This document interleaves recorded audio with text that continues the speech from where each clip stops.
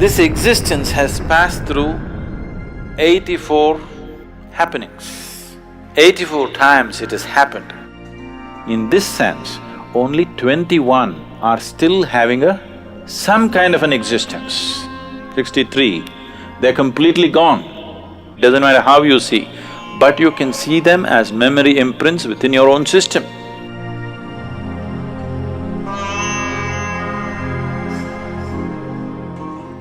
"84 is a significant number today in our lives, whether we are aware of it or not.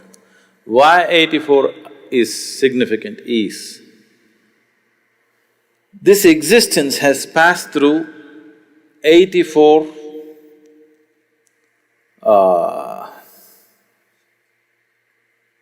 happenings. 84 times it has happened. This is the 84th time. Today modern science proves that the whole existence is just vibration. It's not my invention, it is a scientific fact. Where there's a vibration, there has to be a sound. Yes? Is it okay? I'm trying to go logically step by step. There are other ways to go. Just with this I can make you know it in a different way. But we want to go step by step. Where there's a vibration, there is bound to be a sound, is that so? So, you're not just a vibration, you are a sound, a noise, rather.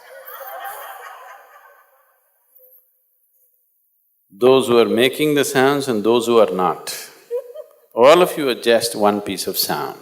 This is what modern science is telling you. And somewhere way back, somebody told you, first there was a word, and the word is God. You know, they told you a long time ago. A sound is a word, isn't it? A word is a sound, rather. Right now if I say yes, because you know English language, you are attaching a certain meaning to it. If you did not know English language, as far as you are concerned, I'm just making a sound, isn't it? Because you don't know their languages, you are thinking they're making some crazy noises? No, they're saying something.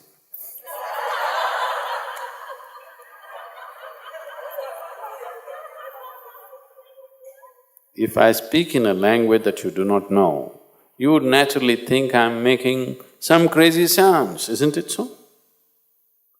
If I speak right now in Tamil or Kannada or Telugu or some other language that you do not know, you would think I'm making some… You don't know whether I'm really speaking a language or making up some nonsense, isn't it so? Yes.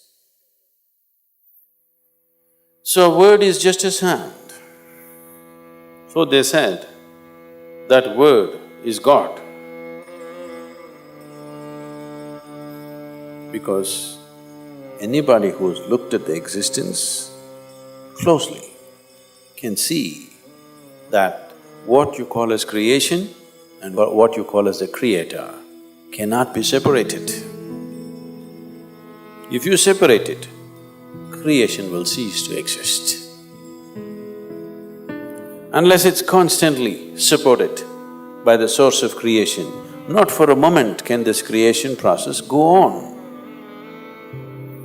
Because creation is not a done thing, it is an ongoing thing. Yes? Are you an ongoing thing or you're a done thing? I hope you're not a done thing. You're an ongoing process. Without the involvement of the source of creation, how would the creation be an ongoing process? It is constantly involved, it cannot be separated. So it is because of this, they said, first there was word. That means from total, unmanifest existence, when it began to manifest, the first thing that happened was sound. Even the scientists agree it was a big bang. A bang means a sound, right? In India, it's very beautifully expressed. The first and only one god who existed in that part of the world was Rudra. Rudra literally means one who roars, a roarer. So why they called him Rudra is, that is the beginning of creation, because it's a roar. The scientists call it a bang. Now, the scientists are withdrawing that bang theory, that one big bang theory, and they're saying there were a series of bangs. So one very popular physicist right now, who's written very popular books, recently he wrote a book, I didn't read this, I met him he wrote a book called Endless Universe. Yes, Endless Universe. Always science has believed that everything has a beginning and an end. Now physicists are talking about an endless universe. The yogic system has always been talking about an ever-expanding universe. For the first time, top-level physicists are beginning to recognize that there is no beginning and an end, it is an endless universe. It is a popular theory going on right now among the scientific community that universe may be endless. So when I was in conversation with him, I asked him, is it possible that it was not a bang, but it was a roar, a continuous roar? He thought about it, he looked at many things and then he said, it's possible. Maybe it was not just a bang, it was a roar. It didn't happen in one instant, it roared for a certain length of time and slowly creation began to happen. So the first form, the first god was known as the roarer. Rudra means the roarer. So I asked, how many times do you think he could have roared? He said, we cannot say. We cannot say because we have no way of knowing how many times, but obviously he's roared more than one time. Then I said, someday if your research takes you there, keep this as a guide point. He has roared 84 times. He asked, how do you know? On what basis are you saying? I said, by looking into my system, I'm saying, creation has roared 84 times. And it will roar further, many more times. A maximum of 112 times it will roar. When it roars the last time, then there will be no beginning and end, it'll be a perpetual creation. That's too far, but I told him, you hold this 84 as some kind of a guidepost and you have machines and mathematics. I didn't learn 1 plus 1 how much. You learned all those things, you work on this someday. Someday if you arrive at a number, you will arrive at this number, it will be 84. How is this possible, he asked. I said, see, if you cut a tree today, people look into the rings of the tree and talk about, in the last 1,000 years, when a drought happened, when excessive rain happened, when a fire happened, everything, right? If you cut into this system with your awareness, the very history of this creation is written into this one. 84 times the creation has roared. We are in this 84th roar. What has happened as a result of that 84th roar is where we are. Out of the 84 creations that have happened, 83 have happened, this one is happening. Out of these, as creation is happening, ongoing, the dissolution also is ongoing. So the dissolution process started for some creation and they started dissolving and dissolving and dissolving. Out of this, only 20 are still in the process of dissolving, in different levels of dissolving. The others are completely obliterated. Except you can look at them in your awareness, looking at this creation because in some way it contains the residue or the experience of all that. Just as you carry your experience of life into everything that you do, the process of creation also has been carrying the experience of every creation into the next one and the next one, though they're completely different. Though they may be completely different. Say, you went to school and played soccer, and that was 25 years ago. Now suddenly it happened, you were 45 years of age and a burglar entered your house.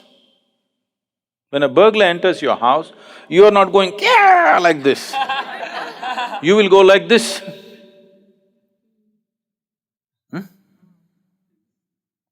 Because your soccer game, suddenly something that you have completely forgotten, somewhere it is there in your system, it pops up.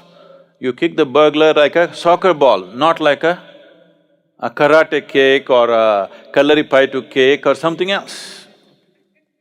So the experience, you might have played soccer just for a month, maybe 3 months, but that experience, somewhere the residue of that experience is still ingrained in you and it finds expression somewhere else in a completely unrelated space. This is the way you're growing all the time. This is what we're calling as karma. So this is the individual karma, what we're talking about. But there is a universal karma, there is a karma of the creation itself.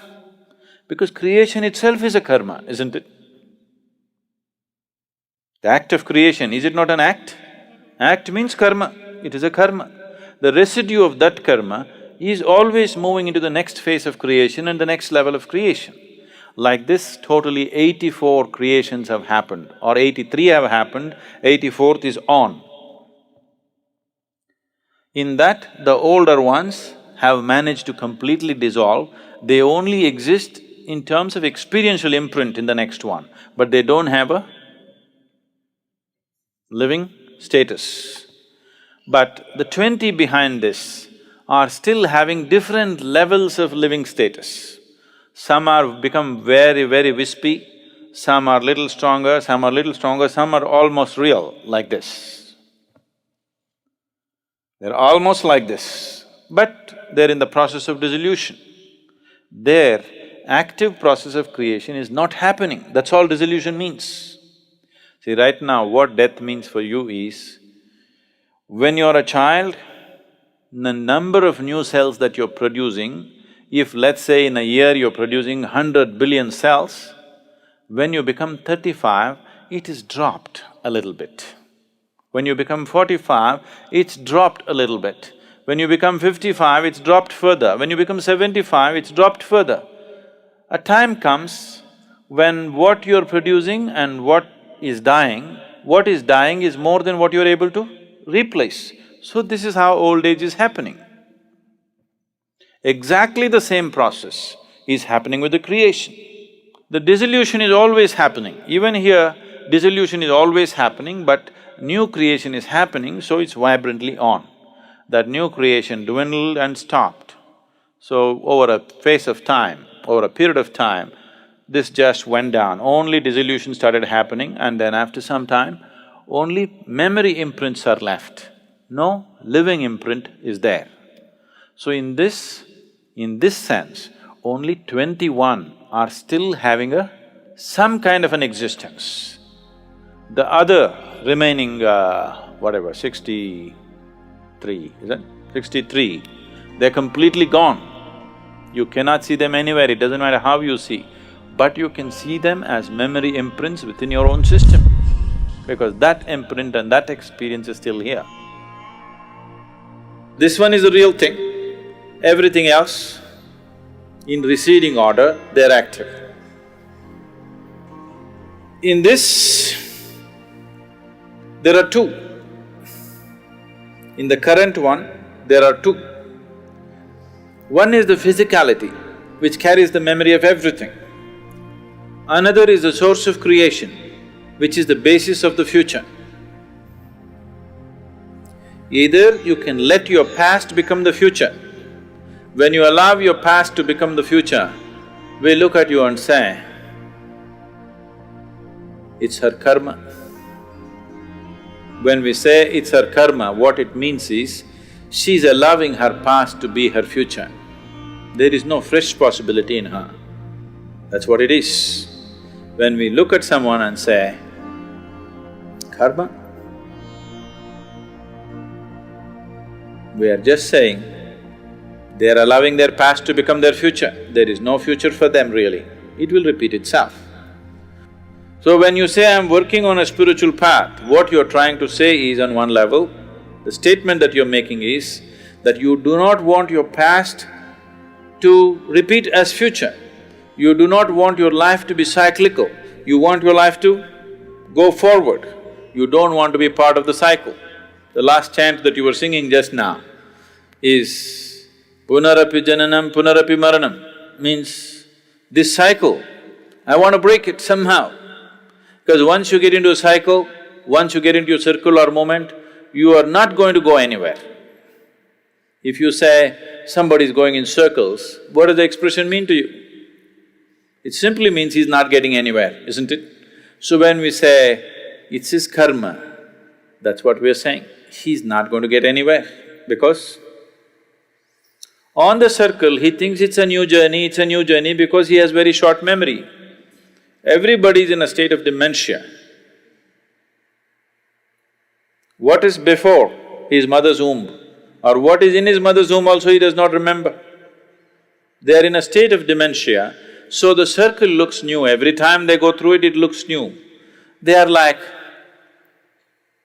animals in a loop, in a circus they put animals on the loop. This is just like that. In India, particularly in the yogic culture, probably it's there in somewhere in the…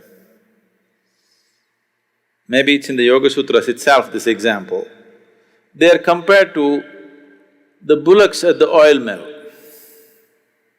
What they do to the bullocks in the oil mill is, they blind them, that means they blindfold them. They tie something over their eyes or they tie everything like this and just leave this. And it's on an oil mill. As far as the bullock is concerned, it thinks it's going somewhere. It's like you go on a treadmill, it feels like you're going somewhere, but you're not going anywhere. That is karma. So, this dimension that you're looking at right now is in two levels. One has happened, another is happening. So the 83 of them have happened. If you want to talk in numbers, the 83rd one is happened but still happening. In a residual way, it is still happening. Your birth has happened. Is it happened? Your birth happened, but still happening, isn't it? Your death also has happened, but still happening. You know what I'm saying? Your death is a foregone conclusion, isn't it? It's already happened. The moment you were born, your death happened. First step towards your death happened, but still happening. You're waiting for it to be complete, or you're wanting it to be delayed. But it is happening, isn't it? And it's already happened. So, there's another dimension within you for which the birth has not happened, nor will the death happen to it. Only if you touch that dimension, you have something called as a future. Otherwise, you have just karma. Karma means you're repeating your past as future. You may be changing the color, you may be changing the style of how you do it, but still the same stuff, nothing different. Same stuff, what the caveman was doing, you're still doing the same stuff. Style and capability might have changed, but it's the same stuff, isn't it so? This is like anchor. This is an anchor. You've thrown an anchor and you're trying to move your boat. At the most, it can only go in circles, isn't it? So we are trying to pull in the anchor or cut the rope which holds us to the anchor so that next time we power, it will go away. So the whole spiritual sadhana is based on this, that you want to become free. Free does not mean you have to forget, but you have to become free from the memory which rules you. And the memory is not just in your mind, every cell in your body carries memory. This much is very clear to us through genetic science and other things. You are carrying the memory of your forefathers and you're still behaving like them, you're still having a nose like them, look at this. Unless you had a nose job done recently. Yes? There are many symbols or there are many aspects in the body which clearly say that the memory of these 84 creations are still there in your body. It is there in every atom in the existence. So what you're trying to cleanse is, you want to cleanse it from the memory because this memory binds you. This memory gives you a sense of belonging, at the same time this memory binds you, it doesn't let you go. So when you do sadhana, you're trying to cut everything because without cutting that, without cutting your anchor, you're not going to move ahead. So why this memory is holding me back? It is that memory which has given integrity and stability to your body and the structure of who you are right now. Without that, without this memory, this body couldn't be created. Without the memory of a single-celled animal being within you, without all that information being carried through the evolutionary process and you sitting here, without that memory, this body cannot be structured and held together. So memory is not your enemy, it is just that you don't know how to hold it. You are into it, that's a problem. You are into it, now you want to get out of it, you want to make use of the memory, but you don't want to be used by your memory. That is spiritual sadhana. You want to have a future which is different from your pasts.